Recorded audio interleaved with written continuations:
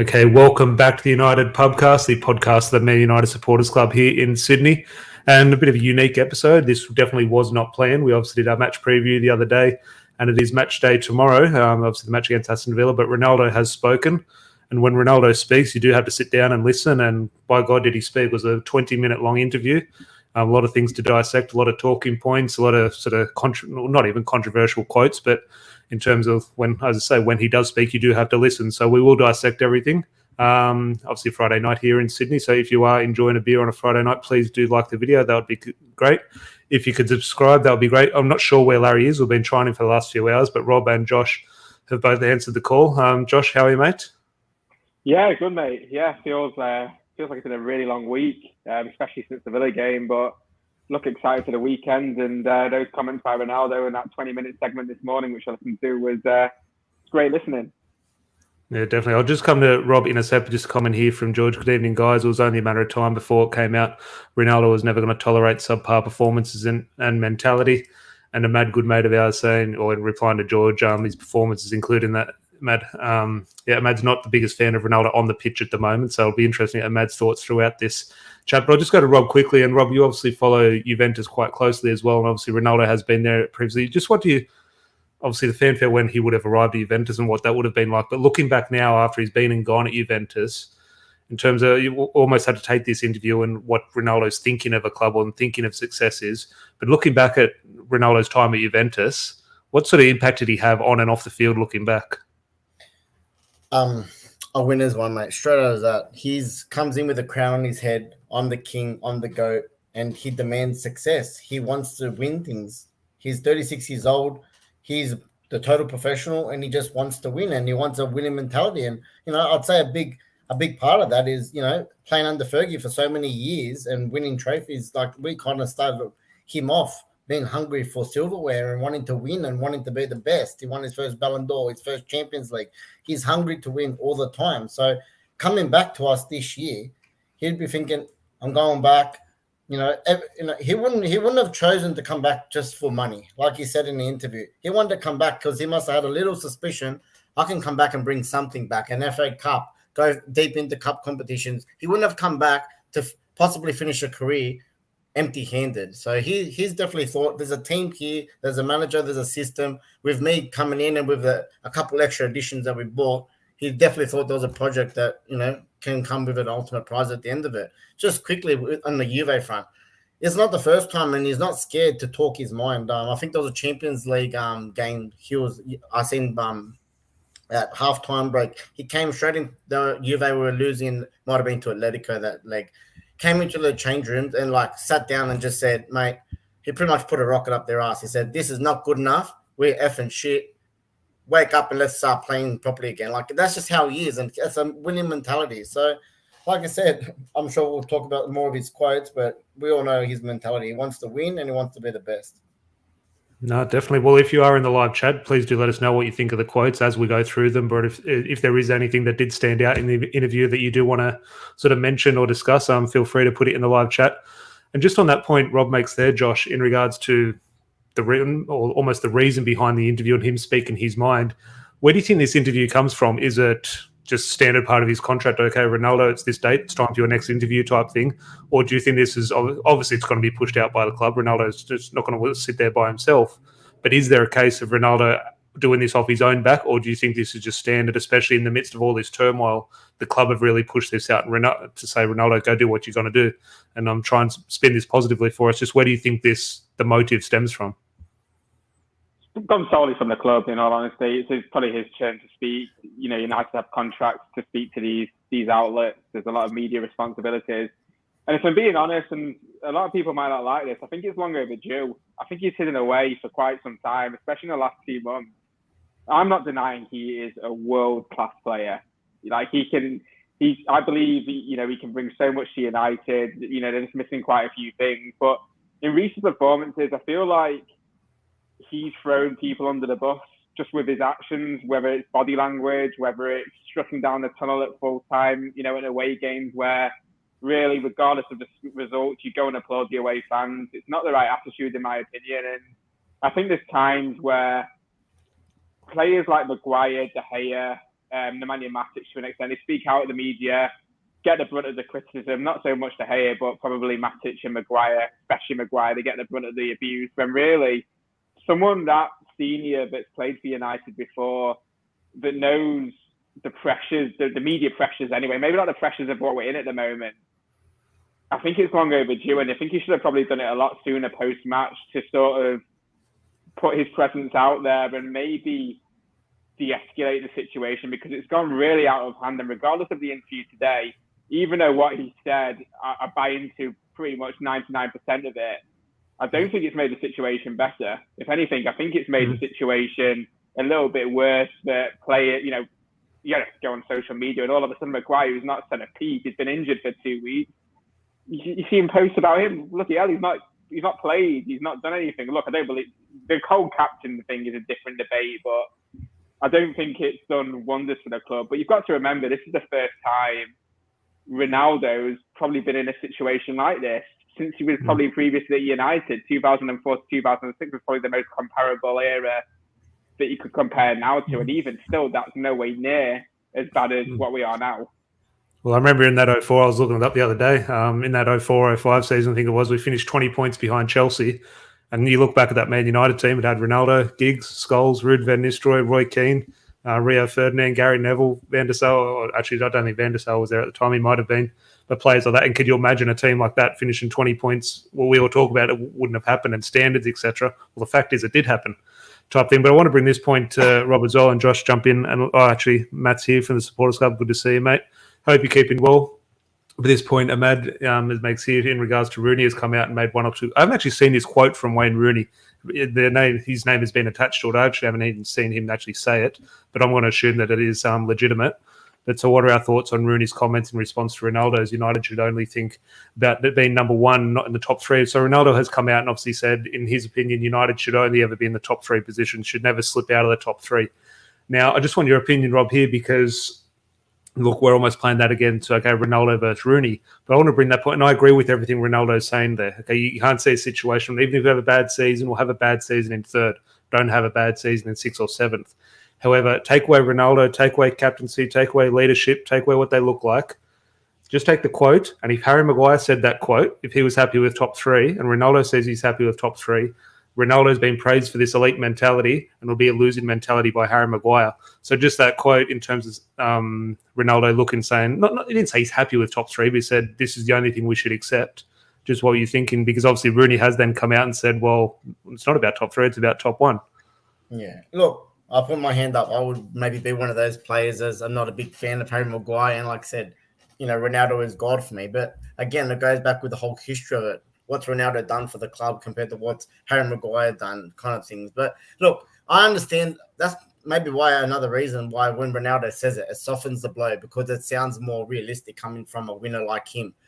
Yes, City's miles in front. Chelsea, Liverpool, they're on another level to us. So for him saying, let's get top three, or only going to accept top three now, is putting a little bit of a realistic touch on it. And maybe even lucky at that, because I think at the end of the interview, he said this year, top four, he said we should never be out of the top three, but this year he's saying, I'm hoping we can maybe get some silverware, go deep in the Champions League and secure top four. So he's even kind of dropping that bar that little bit more. But like I said, for me, it's all realistic, and it says enough for someone like Rooney. He's not there right now. He's not playing for the club. He was there a few times under Jose, etc. Post Fergie, when we were finishing outside the top four and stuff like that, and captain of our team. Manchester United have to go in with a mentality to win every year, but post Fergie, we know that we're very, very far off that. So unless if Harry Maguire did come up and say something like, "Oh, we're here to win titles and let's get top three," well, yes, you're going to get a different, a losing mentality thought. But like I said, I think it's just put a realistic touch on it. Yeah, definitely. Well, this point here, Josh, this is the last part. He had that part of the quote in terms of where United should be finishing. And the last part of that sentence, he goes on to say, I think to build up good things, sometimes you have to destroy a few things. So why not new year, new life? We can sort of build on it. And I'm just thinking, is that something that's sort of a little bit lost in the broken English or lost in translation?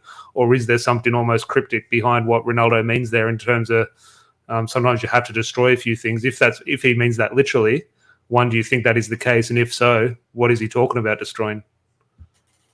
I don't think that was cryptic. I think that's his broken English, but it's quite easy for things like that to get misconstrued. Following on from what Rob was saying, I mean, all three of us, it feels like a lifetime ago, we all were in a podcast with Larry when Ronaldo first signed, and we were saying what were our expectations this year. And I think we all said, she's going to win the league. And if he came out in that interview, fast forward 6 months, and he's doing this interview now with Sky, and he goes, what's success, what's expectations for Man United finishing first? No one's going to believe a word he says. You're trying to be as honest as you can in this interview, and you've got to be realistic. And I think each and every one of us at the start of the season, and ever since 2013, now when we won our last league title, you're disappointed when you've not won the league, regardless of where we're at as a club. We finished sixth in that. I think the lowest we finished was like 6th or 7th. We finished second a couple of times, third, fourth. You're disappointed every time, but sometimes you've got to be realistic and think, you know what, it's not as bad as it seems. And I tell you what, we've played 19 games now this season, and if we get in the top 4, I think that's a remarkable achievement. It doesn't matter about the quality of the players we've got. We've got players that could finish easily in the top 3, but playing 19 games and only playing decent in 1.5 of those 19 games, you got another 19 games to go. Look, it's a good expectation. And I think Ronaldo, I don't think it was being, going back to the quote you said, I don't think it was being cryptic. Yeah, I don't know if I think it was cryptic. I think it was just misconstrued. But yeah, I think we have been following that process in the past. You have to burn a few things, whether that's deadwood players. Players will go in this transfer market, no doubt about that with Ranić. There's going to be players that are surplus to requirement. They're going to have to go, for their own well-being. There's players here that are going to play international tournaments going forward, in whether it's Qatar in 22 or the next Euros in 24. There's players that we're going to have to leave to get that game time, regardless of whether they're good enough for United, they'll be good enough elsewhere. Well, I'll move on to the next quote. There's about 4 or 5 sort of topics he sort of touches on. That's the first one in regards to that finishing position. We'll just go to Rob in regards to, he talks about Ralf Rangnick, and this was always going to be a discussion when Rangnick or whichever manager took over from Solskjaer.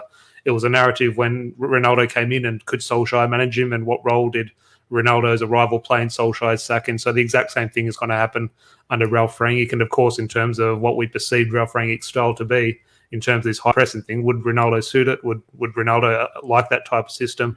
So he has spoken about Ralf Rangnick, and I'm sure Karen Schottbolt, the press officer, is right behind Ronaldo, saying, make sure you're saying really good things about Ralf Rangnick type thing. But he's also a professional, and he knows the manager's the boss type thing. So I'll just read out the quote, or a little bit of the quote that he says about Ralf Rangnick, saying, since he arrived 5 weeks ago, he changed many things, but he needs time to put his ideas across to the players. It takes time, but I believe that he's going to do a good job. We know we aren't playing the best football, but we have many games to improve. Since he arrived, I think we have some points we are better at, but he needs time. It's not easy to change the mentality of players and the way they play, the culture, the system like that. I believe that he's going to do a good job. I believe Ronaldo. Just your thoughts in regards to, okay, this interview is being pushed out by the club. Do you think this is something that he truly believes, or he's just sort of towing the company line? Look, when I was listening to it, there was definitely a section of that I felt when I was watching the Lukaku interview with a little bit of a gun behind his back for certain parts. Look, I think there's definitely some script from the club, but I think he's tried to put a little bit of his honesty into it as well. And you can hear from his tone when he was speaking of what you think was raw, what you think was coming straight from him. Like I said, what's he going to do? He's going to throw the new manager under the bus. Like you said, number one, from Ollie to him, it's a massive change, formation change, different players starting, different players not starting, completely different tactics. And like I said, and how's the best way they're going to use Ronaldo as well. So, look, it's just hard. I think it was a bit of both, a bit of scripting, a bit of him, and they said trying to make everyone happy at the same time. That's what I thought of it anyway. Yeah, definitely. Well, we'll move on to probably the most, I guess it's controversial, it's the most talked about part of the quote. And if you are in the live chat, make sure you get your thoughts in on regards to maybe who you think he's talking about. This is where he goes in on a few of the players or a few of the younger players. We'll dissect the quote a little bit, see what he means. But if you are enjoying the video, please do leave a like on the video. But remember to get your comments in, especially on this topic. But Josh, I'll go to you, and this is the part in regards to his the directed sort of quotes towards the teammates.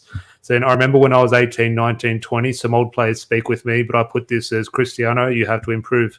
But other people don't accept that if you criticize. Sometimes when you're a little bit harder, they go do the opposite. You have to find the right balance to speak with them. But in my opinion, that should be coming from inside you. You should be proud of yourself and look in the mirror and say, listen, I gave everything. And I think all of us should do that, because it's a new year. We changed the page. We have many things to win, and we have to believe in that, because if not, it will be a nightmare. So just in that quote, in terms of some players aren't sort of accepting criticism. Now, the part that is left out of the quote, it's even left out of this quote on the BBC website, which is kind of criminal, borderline criminal in my opinion. He does say right bang in the middle of that quote, I'm not talking about these young players. Now, that has been left out of every single quote, but if you do watch the video, he does say, I'm not talking about our players. Yeah. Now, the way he brings it up, he's obviously talking about one or two players. Why would he bring it up? Like, he's not criticising other young players. He's criticising the young players that train in at Manchester United. So, Josh, just in regards to that, how have you dissected that? And do you think when you first listened to it, do you think, yes, he's talking about these players? Or just how did you sort of dissect it? Because it's a big quote. It's the one everyone is running with. 100% he's talking about some of our players. There's no hiding away from that. You can. Any players spring to mind there? Oh, so I was going to say I don't want to speculate. It's sort of slander, but look, in my opinion, I think the big one for me would be Sancho. I know Mads alluded to it in the comments. The reason I say that is because you've got a young player here that was a youth player for one of the, I'd hate to say, but one of the biggest clubs at the moment right now in City, and he's obviously proved his worth in Germany with Dortmund.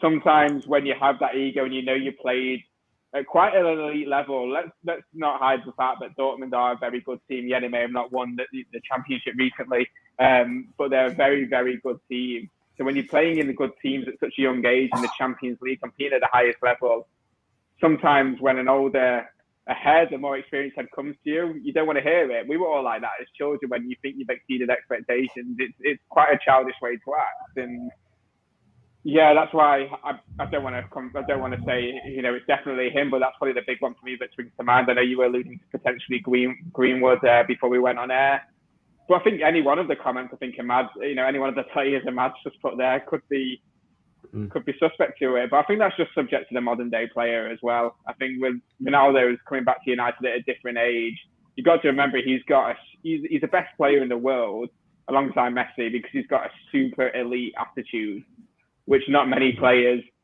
do. Not many players. If every player had the same attitude as him, you get more players in contention to be the best player in the world, such as having the strictest of diets, not drinking at all, not having a social life outside of football, just being completely focused to the game. It's a different age now. Yeah. Well, we were speaking before in regards to Rob and Josh, you both sort of mentioned in terms of, okay, we all love this interview as fans. We think it's good. It's honest. It's coming from a man we all sort of respect.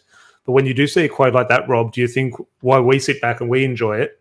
Do you think it's one of those ones where you almost look back and say, well, maybe this interview will cause more harm than good? Now, ultimately, I do look at players, and if players do take that the wrong way, well, that's their problem, not Ronaldo's. That we need the players to accept that and sort of live up to Ronaldo's standards.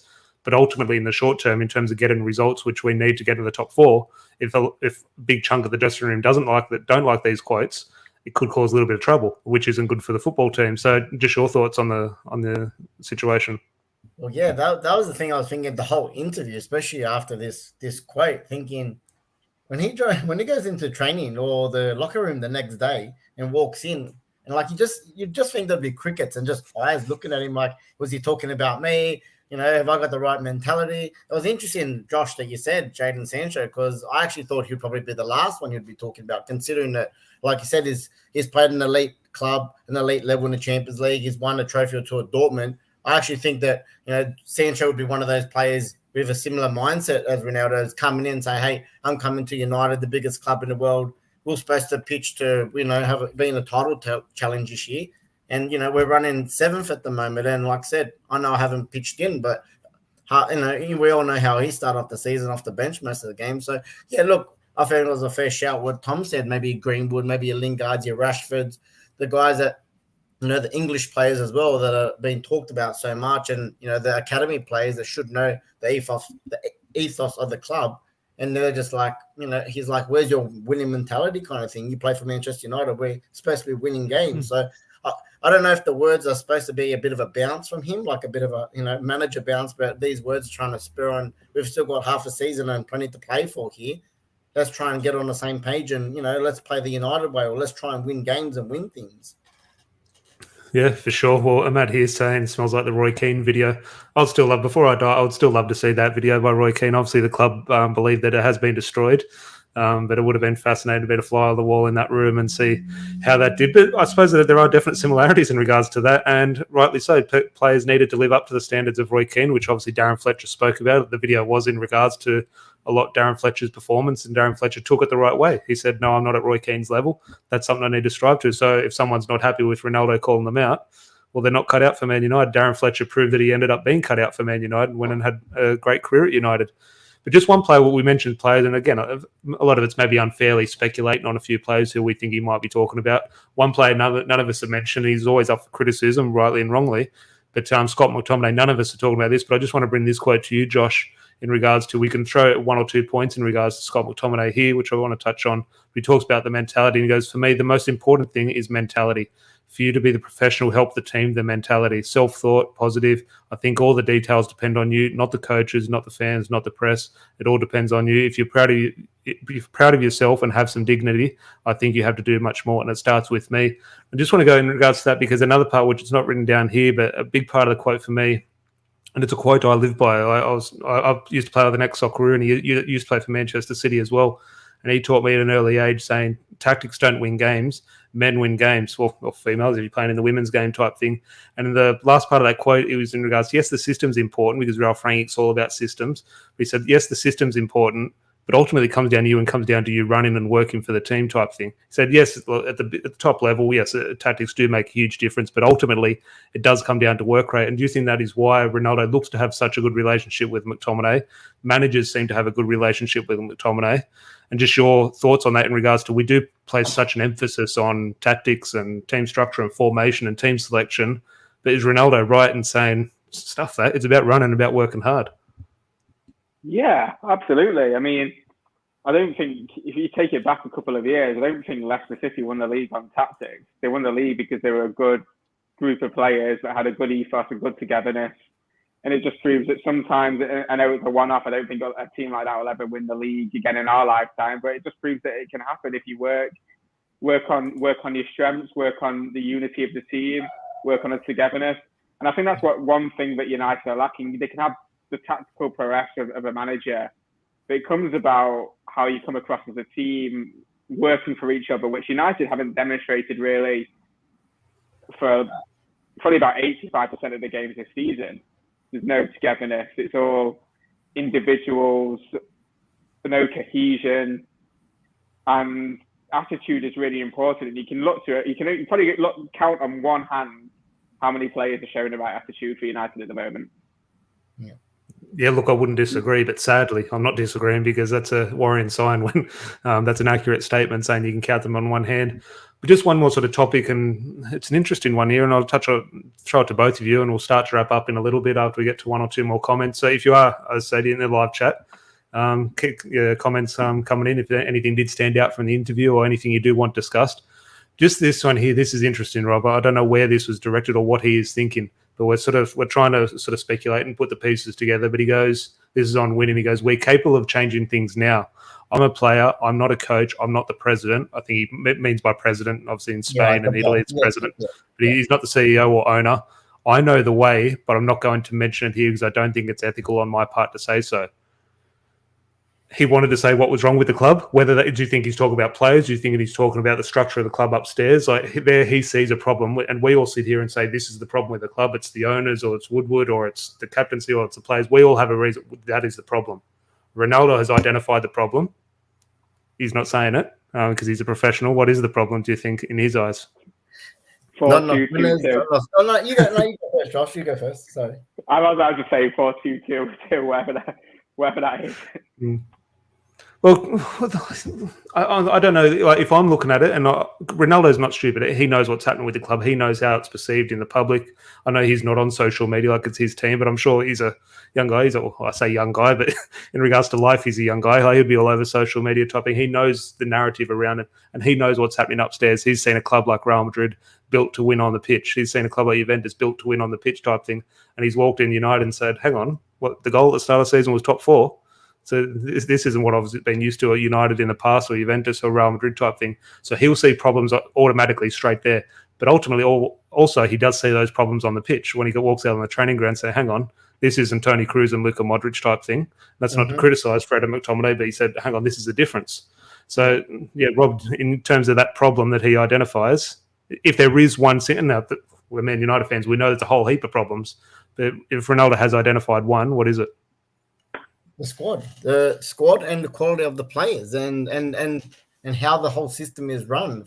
Like I said, exactly, it's come from those two clubs that are just built on winning, and it's not good if you don't win and lift trophies every season. It's a failure. How United, how when he was at United, it was back then. So yeah, the whole thing. I'd say players, squads, and just how the whole system is run with an end goal that we've never got to in years. And just quickly, I know there's no player bigger than the club, but that whole interview had vibes saying that I've come in and I feel like I'm it at this club anymore. Like everyone's below me, because to a point we are. Like I know, like I said, the club is never bigger than the player, but he's come in as one of the greatest players of all time. And from when he last left us to when he's come now, it's just like, wow, what has gone on in his past 12 years since I've left? Everything's just, the bar's been lowered a lot. So that's probably what he's thinking coming back to us like this. Do you think that, and there's a question from Ahmad we'll sort of wrap up the podcast with, but I'll just a quick one to Josh and Rob jump in as well. Do you think obviously we hope there's an impact, and look, there could be a negative impact. Hopefully it's a positive impact, but sort of over time, this should have an influence on players. If it has the wrong influence, that's on that's on that said player type thing. But do you think there's almost an instant change? Obviously, Rob just alluded to there, Josh, in terms of he's almost the main, which he is, but he's almost come across now saying, hey, I'm the main man. I'm going to run this club in terms of the way I see fit type thing. And he's almost earned that right now. He isn't bigger than the club, but in terms of the situation we find ourselves in, you could make a case that he is kind of thing. So do you think there is almost, and I don't want to throw this into a shit-slinging contest between Maguire and Ronaldo and who's the right captain, but is this something where the clubs do sit down and think, hang on, okay, the fans hate Maguire, the fans love Ronaldo, here's a bit of PR, Ralph giving him the armband. Do you think there's an actual this interview could have a sort of drastic impact like that? I think it needs to happen anyway. I think there needs to be a change in captaincy. I mean, you look at other sports. Take cricket, for example, right? If your captain of your cricket team is a batsman and he's not getting runs, you drop him as captain, don't you? You can't justify it because he's not setting the example of the team. And it's the same. It should be the same for football. I mean, you rarely have a captain of a club that's performing, as inconsistently as Maguire is. And sometimes you have to just bite the bullet. It might not be good for his engagement, but in the long term, it'll be remarkable for him. There's no denying that Maguire isn't a top quality defender, because he is. He's proven that he can be a good defender. But with the pressure being a captaincy, it's just going to end one way, and it's going to be negative, because I can't see a way out. When a team's not performing well, it puts a copious amount of pressure on him, who's not playing well anyway. So I think it needs to have that knock-on effect, this interview. And hopefully, look, I said in a comment on one of our supporters groups that'll be the best thing for him to drop the captaincy, because hopefully his performances will improve. But for me, there's only two players that could step into that role, and I hate the thought of the goalkeeper being captain, just because I don't believe in goalkeepers being captain. But De Gea is probably a standout, if not Ronaldo. De Gea, for me, I reckon he should be nearly the captain. And that's, from me, who's watched Buffon at both Juventus and Italy be captain for numerous years. So, like I said, sometimes you just need someone from the back, have all the eyes, a leader of the club, a winner. That's what sometimes you need as a captain. And look, De Gea is probably nearly the most. He's been there the longest out of everyone over the time. Exactly. And he's seen the worst and been our best. That says it all. Same as Phil Jones. He arrived the same time as Phil Jones. They've won the same amount of, or technically the same amount of medals. Both won a Premier League. We're in a terrible situation where people are saying, "Oh, hey, Phil Jones, he's not as bad as Maguire." Well, just on that, in regards to, just before we get into Ahmad there, actually, no, we'll touch on it now before we wrap up. Question for the panel, which we kind of alluded to at the start in regards to if Harry Maguire did make those comments. Question for the panel: if another player said the exact same comment, what would the reaction be from the manager, club, players, fans, etc.? So, Rob, in regards to are we right as fans to treat this Ronaldo interview or sort of accept the interview the way we have, or is there a way we do have to be a bit more cynical, or maybe I wouldn't say critical of Ronaldo for doing it, but in terms of, yes, if this was a Harry Maguire or Ole Gunnar Solskjaer said we need to run more, and Ralph Rangnick is saying, Ralph Rangnick, this tactician, we're all about 4-2-2 or pressing or this and that. The main thing Ralph Rangnick is saying, work hard and we need to sprint more. If that's praised by the fans when Ralph Rangnick says that. If Solskjaer says we need to sprint more, he's crucified and been told he's a PE teacher. So Ronaldo comes out and says these things. We need to finish in the top 3.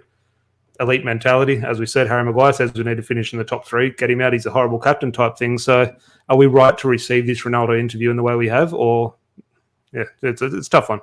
Look, I see both sides of the argument, but and I think that's a big reason why he's done it. It's nearly accepted because it's come from his mouth. And how you started this was when he talks, people listen. And I think that's the whole point of this interview and why it went out. And like I said, who else in that team would have said the same thing? No one probably could have said it because no one's at the level of him to have the respect to say everything he said in there. So, like I said, I think it's nearly going to be accepted. And like exactly what we said, when Ronaldo talks, people listen.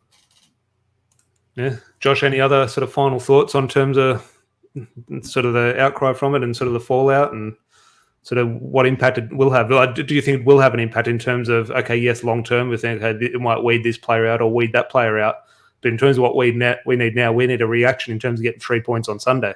In terms of, do you think it will have an influence around the training ground now? Or do you think it almost will do more harm than good? Well, I think we'll find out on Saturday. That's your main answer, really. I think at the moment, what I've taken from it is it's just a huge interview, huge statement. I mean, my initial thoughts was, I don't think this is going to initially have a positive effect. I think it's going to have a real extreme knock-on effect. Maybe. But do you think there, and look, I agree with what you're saying there, sorry to interrupt, but in terms of, yes, look, I don't agree with that, but I can very well, in the other side of the coin, I do agree with that. But in terms of, is that not what we need though? Okay, even if it's a little bit of short-term pain now, if ultimately it's going to cause short-term pain now, but weed out the issues, it will be a good thing. Absolutely. I think in the long term, you're hoping it'll have a positive effect. I think if it was going to be said, it's better that it's come from him because people buy into what he says. I mean, why wouldn't you buy into what he says? This knowledge or these comments are coming from a guy that's won leagues, Champions Leagues, Club World Championships in pretty much most clubs he's played at. So it's probably come from the best person, and I'm hoping it'll have a long-term positive impact. You know what? It might have a positive impact for some fans who obviously believe Maguire should be captain. It might pose a knock-on effect of him, obviously, or someone else becoming captain of the club. Might create that quick fix instantly. But look, time will tell, and I suppose Saturday's a big one. I think it's just added a whole lot of pressure, if I'm being honest, to the whole locker room, to Ralph, to everyone at the end of the day, because we've just come off the back of 2 bad results, a draw against Newcastle, a loss to Wolves, and it's not going to be an easy game. Obviously, we did get the cup win during the week, but going to Villa Park, we have to win this game after that interview. If we get a bad result, just everything, like, what's he going to say after the game if they cross over to Ronaldo straight after that game for an interview? Like, he's just going to be like, yeah, the team's crap. I gave this great big speech during the week to try and lift everyone's spirits, and we're going nosedive. So, look, it could go both ways. Obviously, we want to hopefully see the positive way, but I'd say exactly what he said. With this generation of younger people that are a bit more snowflakey, they could take it, and that's just a lot more pressure on them if they're not scoring goals, or if they're misplacing passes or making mistakes during the game. Sometimes you try too hard, and then that's where the mistakes come from. So it'll be interesting to see. I'll tell you what will be a massive statement. Say if Ronaldo's still carrying this knock on Saturday and he doesn't start, what reaction will those 11 players make? 11 players that he is sort of generically spoken about of what he wants from them, what's missing, how will they react? And again, if Ronaldo plays, how will they play with him? Obviously, well, that's the thing. Ronaldo might not even be playing. That's the thing. Part of the interview was saying that, look, he might be fit. He's just going to maybe train on it 1 or 2 more times. I think he'd be on the bench. I call him the team selection. On the preview that we did, I said Ronaldo to be on the bench type thing. But in that, I also said Luke Shaw and Scott McTominay to start. Apparently, they're both out. I'm not sure why. Were they suspended or injured? But yes, suspension. I think it's suspensions are there.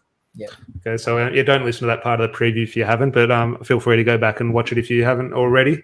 Imad just clarifying here, we'll just wrap up here, just a question we had a little bit earlier, but saying a comment in regards to how would we react if a different player said this about the comment. He knows what's wrong and how to fix it, but he won't say because he's a professional. So in regards to, let's change it. Let's say it's not Harry Maguire. Let's say it's David De Gea. So David De Gea is well respected. Okay, you're not in the same bracket as Ronaldo, but in terms of if you're categorizing the squad, he would lean more towards the Ronaldo category. So Rob, in regards to if David De Gea comes out and says, this is the problem with the squad, he doesn't say it. He says, no, I'm going to be professional and show it's not ethical to sort of call them out. But if David De Gea comes out, are we having the same reaction to it? Are we putting the same weight behind it, saying we need to listen to De Gea here? Or is it because of Ronaldo being Ronaldo, we listen? Look, like I said, the different tiers there. But if this is me personally, and David De Gea was the exact same person saying the exact same things today, I'd be listening, and I wouldn't be saying anything bad against De Gea either. Me personally. There's a thing, Josh. Though, if it's I don't know, Luke Shaw or Diogo Dalot or Fred coming out and saying we have a real problem at this club, this is the problem, do we receive it the same as fans? Well, Luke Shaw, you know how I feel about Luke Shaw's interviews. Just don't buy a word into it. It looks like he's gone to a funeral every time he speaks. Fred doesn't speak English as we I've picked some bad examples here. So we don't buy a word that he says. I think, as I mentioned before, I don't want to sound like a broken record, but the biggest weight carried from those players that have experienced it. And look, if Ronaldo's not saying it, De Gea is, you sort of buy into it because he's been at our club he started at our club at the most successful by his first year, and then he's seen us at our worst and played best at our worst. So you sort of have to respect players like that. Whereas if it comes from someone like Shaw, Maguire, we're living in an age now where players are heavily PR trained. That's a major thing. You look at the play. Remember Rashford's first interview being nice when he scored against Arsenal. It was probably the most honest interview I've ever seen. He's just thrown into the deep end, scored 2 goals on his debut. A young kid for City had the same thing the other day. Played in the League Cup or something. He did it. Palmer, I think he's from Man City, scored 2 goals or scored a goal. Very similar interview to that first Rashford one. I mean, you get the same thing. I think that you have these interviews post-match, and it's just the fakest things I've ever seen. I've got to stay grounded and focus on the next game. It means a lot to me. I've got to respect the gaffer. Same thing every day. Well, that's the thing, which you almost started the podcast with, Rob, and I'll wrap it up on this in regards to, I don't know if I can sit back and sort of admire this from Ronaldo and say, in this debate, is he bigger than the club? Now, obviously he's not, but in the situation we do find ourselves in, that sort of case can be made in regards to his voice far outweighs anyone. Like if you put Ralph Rangnick, Maguire, Rashford, Cavani, all their voices together, Ronaldo still trumps that. And I don't know to sit back and just sort of admire that from Ronaldo and what he's built over the years himself, or see that as a real criticism of the club and what position we're in where one player does have that much power. It's fascinating to see from both sides. One, I'm actually devastated and gutted it's got to that stage, but also have to take my hat off to Ronaldo and what other player could sort of build that sort of legacy that he has done. Just quickly, I was thinking the same thing. Now it's come out with Ibrahimovic. The same thing when he came to the club, how, we thought he was going to be the one that was going to, be that final piece of the puzzle. Yes, we won a couple titles, not the big boys, obviously, in that year. But when he's left, I think it was only a couple months ago, he said, man, when I came to Manchester United, I thought it was just this big, massive club with, and then when I came to the club, just seeing how it all works in the inside, he goes, I was flabbergasted kind of thing. And that's, for me, that's what I think from listening to Ronaldo is the same thing. When I left under Ferguson and all that, and as winners, and how big we were, and then I've come back 12 years later and just thought, wow, we're winning everything off the pitch as a commercial, but on the pitch, we're just, we're lucky to get fourth, or we haven't won any major titles since I left pretty much. So we'll see how we go. But just one quick question. I know I don't want to be negative, but if we come fifth at the end of the year, does Ronaldo stay? That's what I want to know. Look, the common consensus is that he goes. And look, I can understand that. And I'm sure there's contractual things in terms of that'll make a sort of departure far easier for him. But I just have a feeling that he would stay. I'm not sure. I just have a feeling he would stay. He'll do his 2 years. I think there was, look, obviously, Man United were the ones who were going to pay him the most money when he left Juventus.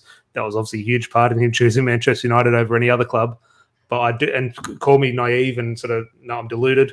I do think there was a huge part of Sir Alex Ferguson in terms of getting him back to the club. And I do think Ronaldo would stick by that.